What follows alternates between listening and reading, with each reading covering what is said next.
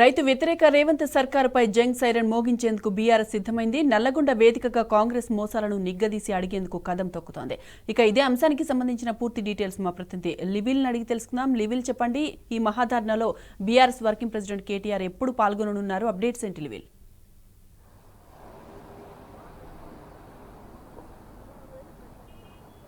ఇవాళ మధ్యాహ్నం 12 గంటలకు నల్గొండ వేదికగా మహాధర్నకు పిలుపునిచ్చింది బీఆర్ఎస్ పార్టీ అధినేత కేసీఆర్ ఆదేశాల మేరకు రైతులు ఎదుర్కొంటున్న సమస్యలు,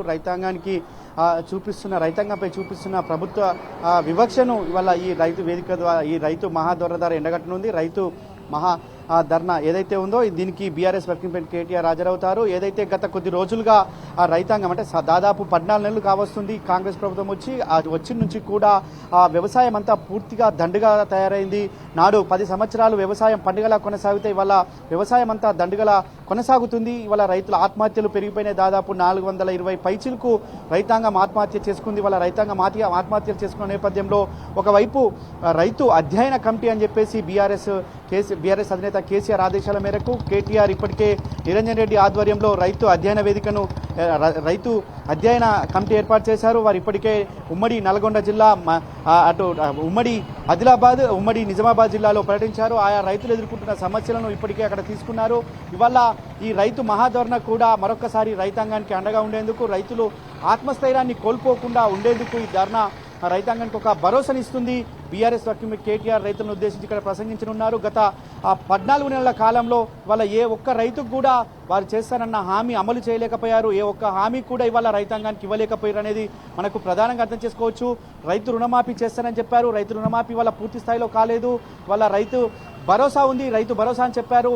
గత ప్రభుత్వం వ్యవసాయ పెట్టుబడి సాయం కింద దేశంలో ఎక్కడ లేని విధంగా రైతు బంధు తీసుకొచ్చి రైతాంగానికి ఒక ఆత్మ బంధువులాగా బీఆర్ఎస్ అధినేత కేసీఆర్ ఆనాడు ఆలోచిస్తే ఇవాళ రైతు బంధు పథకం పక్కన పెట్టే విధంగా ఇవాళ రైతు భరోసా అని ఒక కార్యక్రమం తీసుకొచ్చారు. ఆ రైతు భరోసా ఎకరాకి 10,000 ఇస్తుంది, మేము 12,000 ఇస్తాం, 15,000 ఇస్తామని చెప్పారు. ఆ 15,000 కాస్త ఇప్పుడు 12,000 చేశారు. ఆ 12,000 కూడా ఎప్పుడు ఇస్తారో తెలియని పరిస్థితి. మొన్న స్వయంగా ముఖ్యమంత్రే ప్రకటించారు. నేను ఇవాళ చెప్తున్నాను, దాదాపు 70 లక్షల మంది రైతుల ఖాతాలో రైతు బంధు 12,000 జమ చేస్తున్నారు. కానీ నిన్న తీరా చూస్తే కేవలం మండలానికి ఒక గ్రామంలో మాత్రమే రైతు భరోసా నిధులు జమ చేస్తున్నట్టు కూడా నిన్న స్వయంగా వ్యవసాయ శాఖ మంత్రి నిన్న స్పష్టం చేశారు. వ్యవసాయ శాఖ మంత్రి స్పష్టం చేసిన తర్వాత మిగతా రైతులంతా కూడా ఆందోళన బాటపట్టారు. మిగతా రైతులంతా కూడా ఇబ్బంది పడుతున్నారు. ఇవాళ రైతు బంధు ఎప్పుడు ఇస్తారు? ఆనాడు కేసీఆర్ పంట వేసే ముందే మాకు రైతు బంధు అందించేవారు, వాళ్ళ రైతు పెట్టుబడి సాయం అందించేవారు. కానీ వాళ్ళ కాంగ్రెస్ ప్రభుత్వం ఇప్పటికే 2 పంటలకు ఎగనామా పెట్టింది. వాళ్ళ ఈ ప్రభుత్వం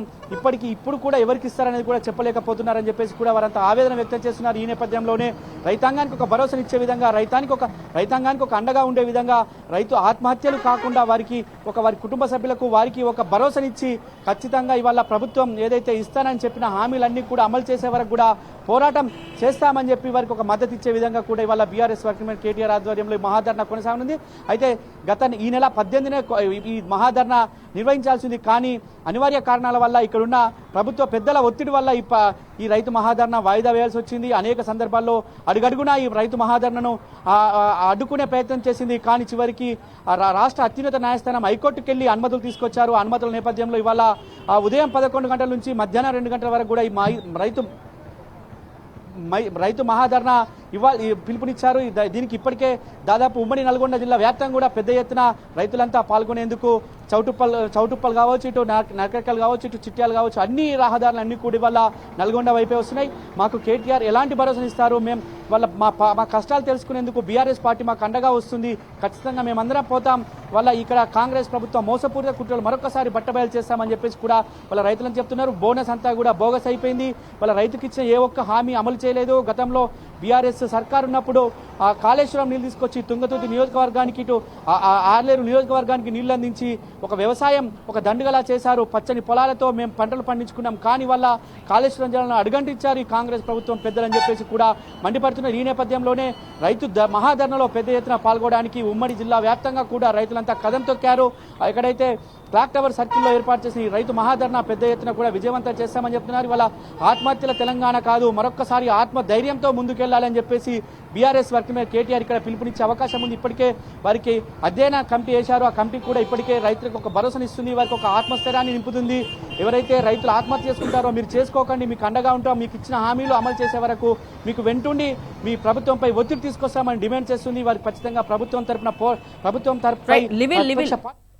ఈ రైతు మహాధర్నాకు సంబంధించి బీఆర్ఎస్ ప్రత్యేకంగా ఎలాంటి ఏర్పాట్లు చేసింది? ధైర్యంగా ఉండని చెప్పేసి చెప్తున్న పరిస్థితి కనిపిస్తుంది. సాయి మాధవి. రైట్ లివిల్, థ్యాంక్స్ ఫర్ ద అప్డేట్స్.